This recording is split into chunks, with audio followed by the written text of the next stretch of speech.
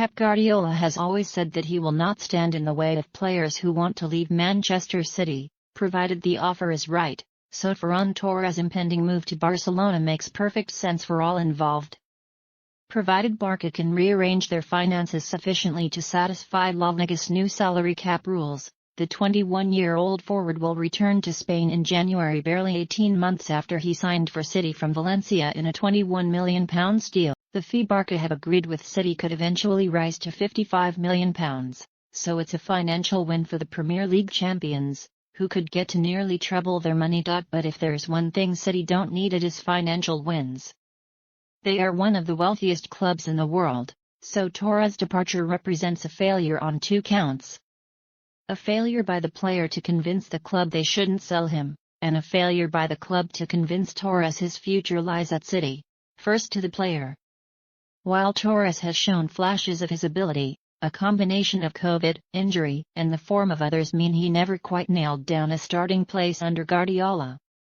After understandably taking a bit of time to settle at the start of his debut season, Torres hit a good run of form from late October leading up to Christmas, netting 6 times in 15 matches. Then, COVID struck at the worst possible time, seeing the youngster miss nearly a month of action after Boxing Day as City began their 21-match winning streak, which ultimately led to them lifting the title. Torres returned in late January but had to settle for a bit-part role for the remainder of the campaign, though his final tally of 13 goals from 36 matches represented good work for debut season. One thing to come from last season, and Guardiola must take some credit for this, was Torres' emergence as a goalscorer.